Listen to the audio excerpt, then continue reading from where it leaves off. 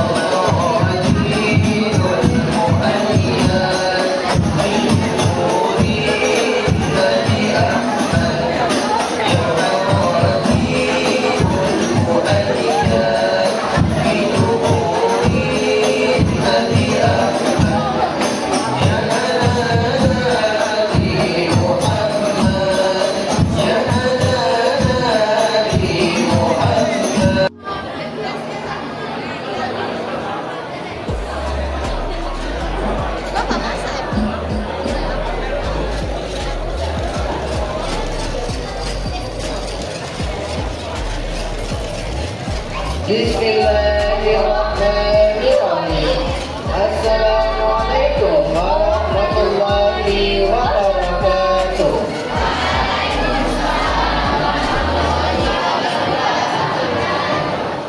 Alhamdulillahirabbil alamin. Wassalatu wassalamu ala asrofil anbiya'i wal mursalin sayyidina wa maulana Muhammadin wa ala alihi wa sahbihi ajmain. Amma ba'd. Yang terhormat Ibu Kepala SMA Negeri 7 Palembang, Ibu Dr. Anda Nurul Ikriasi. Yang terhormat Ustadz Wibawa Mega Putra. Yang kami hormat Bapak dan Ibu Wakil Kepala Sekolah SMA Negeri 7 Palembang. Yang kami hormati Pembina Majelis Taklim SMA Negeri 7 Palembang, Bapak M. Hasan Aisyah. Pesantren Ramadan sebagai berikut. Yang pertama, pembukaan. Yang kedua, tadarusan Quran. Yang ketiga, zikir bersama. Yang keempat, penampilan hadroh. Yang kelima, tausiah. Yang keenam, nonton bersama. Dan yang terakhir yaitu doa dan penutup. Untuk mengawali acara kita pada hari ini, marilah kita lafazkan Basmalah. Bismillahirrahmanirrahim. Langsung saja ke acara kedua, yaitu Tadarus Al-Quran yang dilaksanakan oleh seluruh siswa-siswi kelas 11 SMA Negeri 7 Palembang.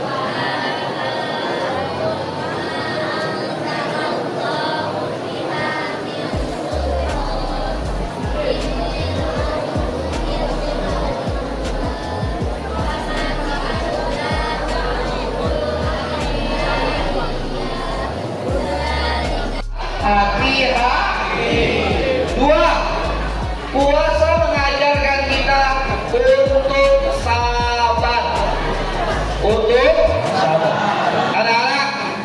Suatu ketika Rasulullah Shallallahu Alaihi Wasallam sampaikan bahwasannya pahala orang yang sabar itu pahalanya besar di sisi Allah. Ingat, yang hari ini diuji oleh Allah, maka kelak datang satu masa di mana Allah Subhanahu Wa Taala akan menyambut kita. Di akhirat nanti kata Nabi dengan mengatakan salamun alaikum bima sabartum. Allah akan kasih kita selamat, welcome ketika kita nanti di akhirat bagi orang-orang yang sabar. Dan sabar itu pahalanya tanpa batas, tanpa batas. Ada yang tahu pahala baca Quran? Pahala baca Quran satu huruf berbanding dengan 10 pahala, 10 kebaikan. Ada pahalanya sedekah. Berapa pahala sedekah? Pahala sedekah itu 100 kali kebaikan. Ada pahalanya orang jihad. Berapa pahala orang jihad? Dia akan mendapatkan 72 bidadari. Yang di samping ini belum seberapa dengan bidadari yang di sana. Ya, 72 bidadari dan 10 kebaikan. Lantas berapakah amal ibadah orang yang sabar? Orang yang sabar pahalanya tanpa batas. Unlimited. Kalau kalian kan beli yang panjang, sehingga apa yang dimiliki Nabi Ayub, tanaman-tanaman beliau semua mati semua, kemudian hewan ternak semua mati semua, sehingga Nabi Ayub miskin. Miskin. Apakah cukup dengan itu? Tidak. Allah datangkan lagi ujian untuk Nabi Ayub. Apa itu? Dengan datanglah penyakit yang dirasakan oleh Nabi Ayub. Kurang lebih 14 tahun Nabi Ayub sakit. Apa sakit Nabi Ayub? Satu, Nabi Ayub itu sakitnya kata para ulama, sakitnya membuat mata tidak enak memandang Nabi Ayub, menyedihkan. Jadi Nabi Ayub itu menurut riwayat punya sakit kulit. Sakit kulitnya itu yang mata itu tidak enak melihat Nabi Ayub, saking menjijikkannya. Dua, kata para ulama, sakitnya Nabi Ayub itu membuat orang tidak mau dekat-dekat dengan Nabi Ayub karena bau dan penyakitnya itu. Bisa dibayangkan kan? Itu punya jerawat sikobe ditampol dengan apa? Oh, soal sifat. Oh, apa? Jerawat. Belum seberapa. Nabi Ayub sakit kulit, bau, kemudian tidak enak dilihat. Bahkan disebutkan dalam sebuah riwayat, puncak dari rasa sakitnya Nabi Ayub dalam sebuah riwayat disebutkan tatasaqat luhumul Ayub wa baqiyatul Ayub. Puncak dari rasa sakitnya Nabi Ayub alaihissalam, Nabi Ayub itu punya daging, kulitnya dan dagingnya itu berjatuhan ke bawah, sehingga wabiyatul Ayub, sehingga Nabi Ayub bisa melihat tulangnya. Bayangkan kalian, sakit kulitnya itu daging, kemudian kulit-kulitnya ini berjatuhan di bawah, kemudian dia bisa melihat. Ikon, kira-kira siapa namanya? Ya, Abu Mu'ir, atau Reha, yang keluar tadi. Begitu dikoncang keluarlah Nabi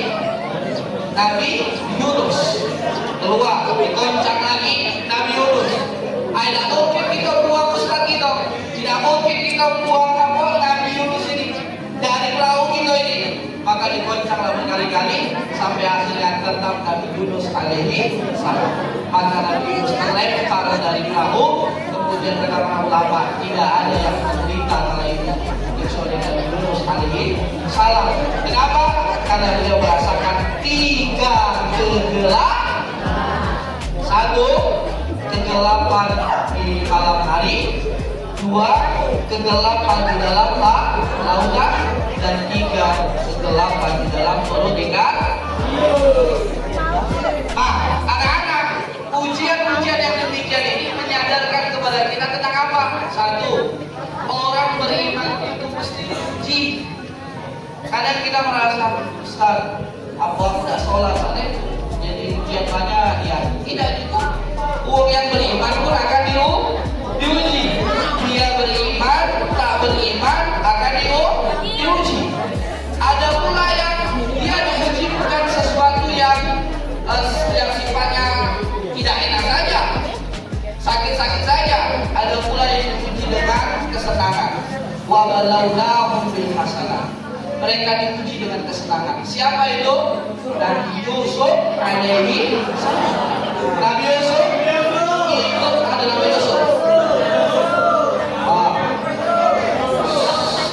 Nabi Yusuf. Nabi Yusuf itu diuji dengan ketampanan. Tahu nggak lihat? Dalam sebuah riwayat disebutkan dia diuji dengan kekayaan. Siapa? Nabi Daud dan Nabi Sulaiman. Jadi Nabi Daud itu ayah daripada Nabi Sulaiman. Dia punya kekayaan, dia punya kerajaan. Maka anak-anak, siapakah yang paling beruntung? Kalaulah yang susah adalah ujian, yang senang adalah ujian, maka siapa kalian yang paling beruntung? Yang paling beruntung adalah mereka yang diridhoi oleh Allah Subhanahu wa Ta'ala. Salah satu sifatnya adalah mereka yang sabar. Kalau kita diuji besar, siapa yang harus kita contoh? Yang harus kita contoh adalah Nabi besar, Nabi Muhammad sallallahu alaihi wasallam. Sebutkan kira-kira ujian mana yang tidak dirasakan oleh Nabi? Semua dirasakan oleh Nabi. Hari ini ada yang hari ini ditinggal ibu? Ada. Ustaz, tidak ada lagi ibu. Ada yang ditinggal ayah? Ada. Ada yang tinggal ayah? Ada. Ada yang anak yatim piatu? Ada. Ya. Oke, semua perhatian Ustaz. Jadi ketika kita diuji lihatlah Nabi. Yang hari ini ditinggal ayah, ditinggal ibu, lihatlah Nabi. Nabi itu lahir dalam keadaan yatim. Nabi tidak punya ayah. Ketika lahir, beliau dalam kandungan kurang lebih 7 bulan sudah meninggal ayahnya. Ketika lahir, dia tidak memiliki ayah. Usia 7 tahun, beliau ditinggal oleh ibu dan tercinta. Ikutlah kakek. Kakek tidak lama dari situ meninggal dunia. Datanglah sahabat. Apa kata sahabat? Ya Rasulullah, mana hidupmu? Ya Rasulullah, kau menangis ini tangisan apa? Apa yang membuat kau menangis? Apa kata Nabi? Innal uyuna kadma wal quluba yahzan. Kata Nabi, dengerin. Kata Nabi apa? Kata Nabi, hati itu berhak untuk bersedih. Jadi kalau kalian ada masalah, boleh sedih. Kemudian kata Nabi, innal uyuna kadma, dan mata itu berhak untuk mengeluarkan air. Boleh nangis. Nih, kalau ada masalah boleh nangis. Siapa bilang tak boleh nangis?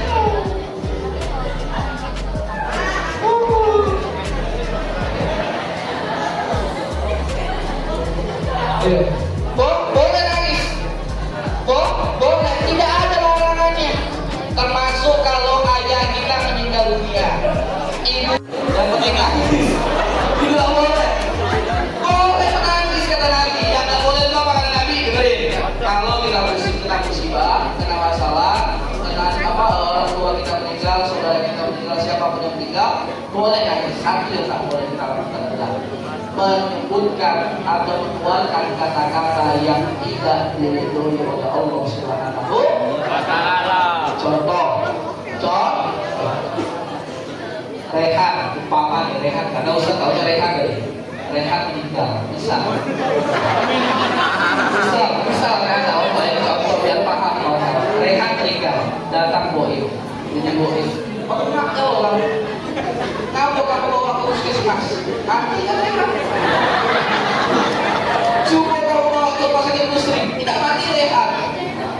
Kata-kata yang demikian adalah kata-kata yang tidak diridhoi oleh Allah Subhanahu wa Ta'ala.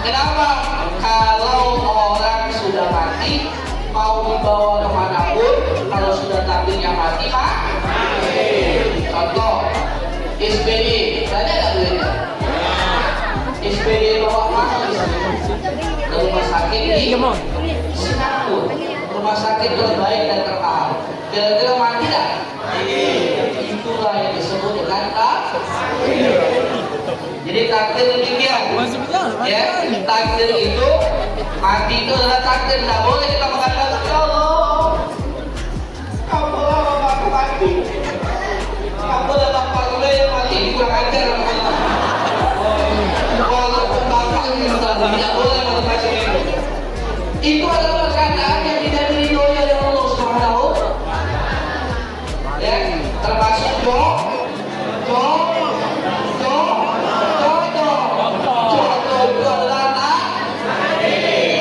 jadi dengerin, anak-anak bicara masalah takdir.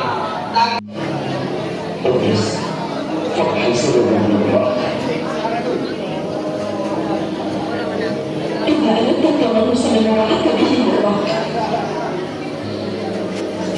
سأجد من هنا يكونك بحيلة أدبرها أنا.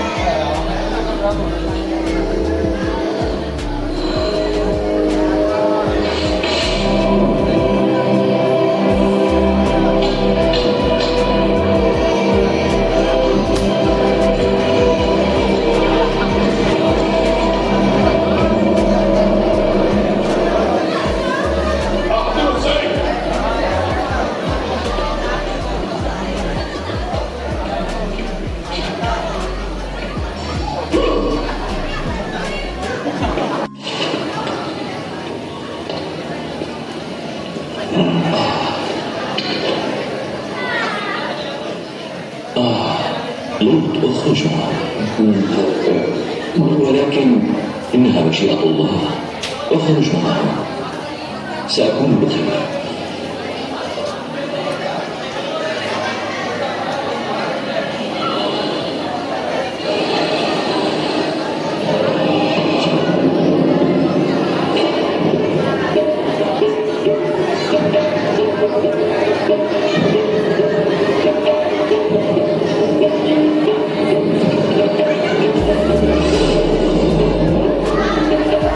بسم الله الرحمن الرحيم. قد كانت لكم أسوة حسنة في إبراهيم والذين معه إذ قالوا لقومهم إنا براء